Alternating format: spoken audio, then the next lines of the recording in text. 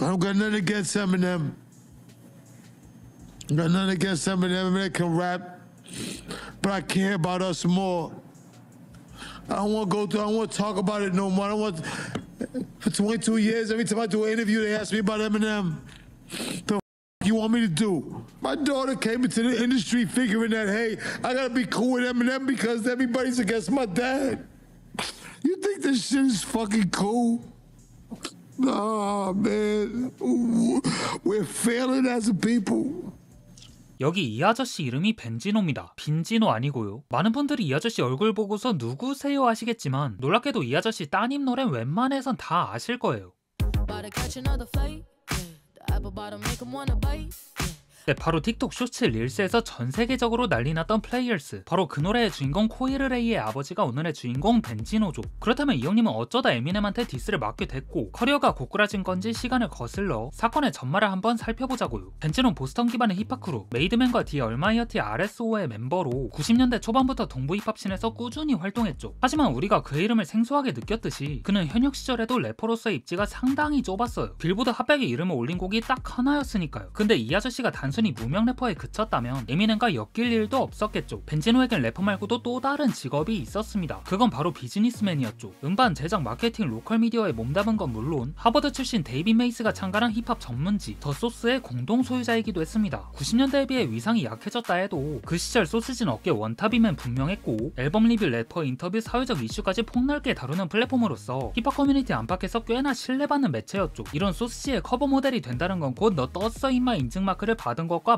마찬가지였고요. 이처럼 벤지노 음악계와 언론계를 긴밀하게 잇는 상당히 중요한 위치에 있었습니다. 하지만 문제는 공정성이 없단 거였죠. 자신이 공동 소유한 잡지에서 자기 앨범과 자신이 속한 그룹 앨범을 리뷰할 때 남들과 똑같은 기준을 적용했을까요? 당연히 아니었어요. 벤지노는 자기 앨범이 4점 미만이면 널 없애겠다며 소속 리뷰어들을 협박했고 실제로 메이드맨의 앨범에 4.5점을 달기도 했습니다. 그렇게 윤리적 기준을 가볍게 무시하던 그는 결국 절대 넘지 말아야 할 선마저 넘고 말았죠. 2002년에 에미넴은 지구 최강폼을 자랑하던 랩스타였습니다. 상업적 성공과 예술적 평가 모든 면에서 정점을 찍고 있었죠. 메이저 데뷔 후 발매한 3장의 앨범 모두 각각 1000만 장이 우습단 듯이 팔렸고 힙합 역사상 가장 위대한 3핏 중 하나로 평가될 만큼 그 완성도에 있어서도 무결점을 자랑했어요. 근데 벤지노는 이런 에미넴이 안 이꼬았나봐요. 현재 가장 인기 있는 흑인 음악 장르에서 백인 꼬마애가 신 전체를 휘어잡고 있던 게요. 그래서 그는 자신의 영향력을 이용해 에미넴한테 점수를 의도적으로 짜게 줍니다. 에미넴의 가사 속 살인, 폭력, 약물 사용을 근거로 들면서요. 그러나 여기에 가만히 있을 에미넴이 아니었죠. 소스지가 자신의 앨범에 의도적으로 낮은 점수를 줬고 그 이유 또한 합당하지 않다고 판단한 에미넴은 곧바로 벤지노와 소스지를 공개적으로 비난하는 건 물론 그들과의 인터뷰를 싸그리 거절했어요. 이런 에미넴의 공개 저격에 완전히 긁혀버린 벤지노는 에미넴을 곧장 디스하기에 이릅니다. 그렇게 두 사람의 디스전이 본격적으로 시작되죠.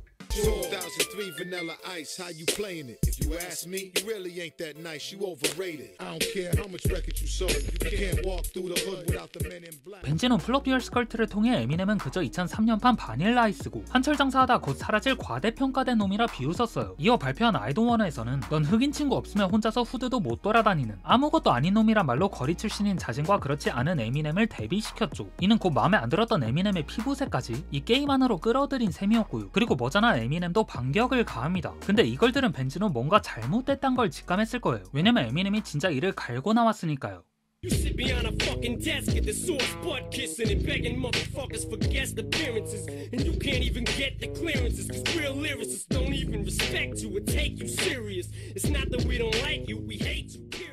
에미넴의 MGK를 골로 보내버린 킬샷을 발표하기 전 자신의 최고 디스곡인 네일 인 더 커핀으로 벤지노의 전곡을 제대로 찔렀어요. 네가 신인 때 날 띄워준 게 아니라 지금 이 순간 내가 널 띄워주는 거라고. 넌 거리 출신인 것처럼 포장하지만 실상은 사무실 책상 앞에 앉아 게스트 섭외하려 아부나 떠는 놈에 불과하다고. 만약 네가 진짜 갱스터라면 나가서 누굴 죽이든 아니면 내 엄마라도 때려보라 도발했죠. 그러면서 그 일로 엄마가 널 고소해봤자 넌 딱히 털어먹을 것도 없는 놈이라면 진짜 숨쉴 틈 없이 디스를 퍼부었어요. 그리고 마지막에 이 펀치라인으로 게임을 완전히 끝내버렸고요. 이 한 줄로 에미넴은 벤지노가 자신을 인종 문제로 몰아세우려 했던 그 프레임 자체를 완전히 박살내며 그의 숨통을 깨끗하게 끊었죠. 그리고 이런 밀도 높은 가사에 흩뿌려진 치밀한 라이밍, 단 한순간도 타이트함을 잃지 않는 촘촘한 플로우는 에미넴이 2003년판 바닐라 아이스란 망언을 랩으로다가 완벽하게 반박해버렸습니다. 여기에 소스지를 저격하는 디스곡 더 소스까지 발표하면서 벤지노를 아주 그냥 망신창이로 만들었고요. 그렇게 에미넴의 손쉬운 승리로 끝나는 줄 알았던 그때 벤지노에게 상황을 역전시킬 만한 반격 카드가 등장하는데요. 디트로이트 출신의 연예인의 남자의 셋이서 수상한 테이프 하나를 들고서 회사 사무실에 나타난 거였어요. 그리고 그 테이프 안은 에미넴이 10대 시절에 녹음한 미공개곡 Foolish Pride가 담겨 있었습니다. 문제는 이 곡에서 에미넴이 흑인 여자친구와 헤어진 뒤 흑인 여성을 비하하는 라인을 써내려갔다는 점이었죠.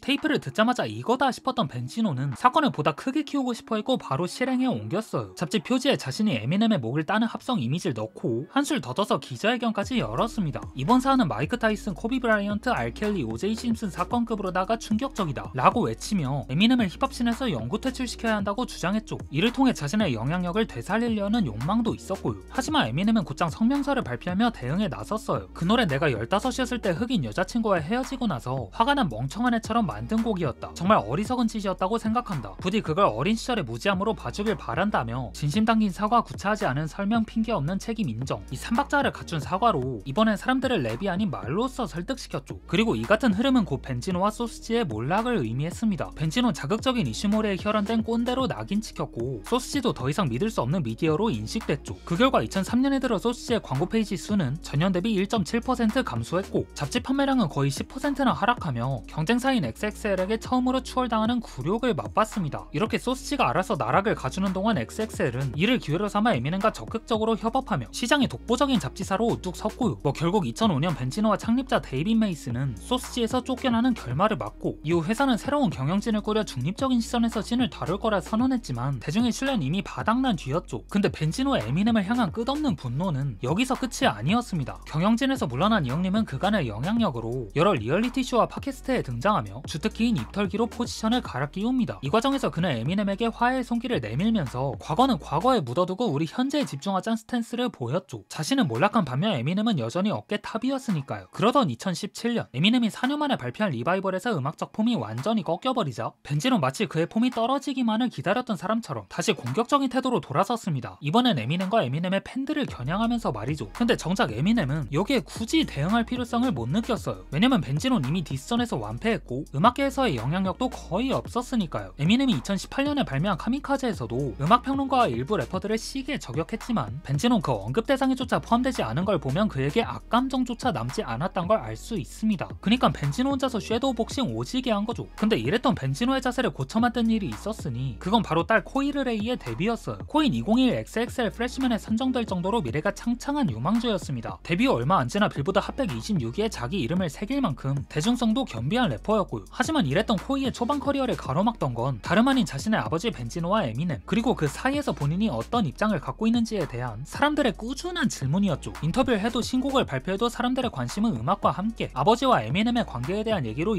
연장시켰으니까요. 이에 코이는 본인이 원하든 원치 않든 에미넴에 대해 자신이 어떻게 생각하는지 여러 채널을 통해 밝혀왔고요. 그런 상황을 지켜보던 아버지 벤지노는 자기 때문에 딸 커리어가 흔들리고 있다 판단했는지 22시즌에 들어 에미넴과 그의 팬들에게 오피셜로다가 사과를 받습니다. 에미넴은 힙합 문화의 일부 그 자체고 피부색에 상관없이 역대 최고 중 하나라며 에미넴의 동구 운영을 시원하게 빨아 제꼈죠. 그렇게 혼자 디스하고 혼자 사과하기를 반복하던 어느 날 2024년에 갑자기 에미넴이 벤지노를 언급했어요. Sorry, I don't mean to upset you, Ben. When I talk about all the debt you in, when you said you 10, never guessed you meant at the Red Wolf Inn, in a room with one single bed to men. Shady man, you can.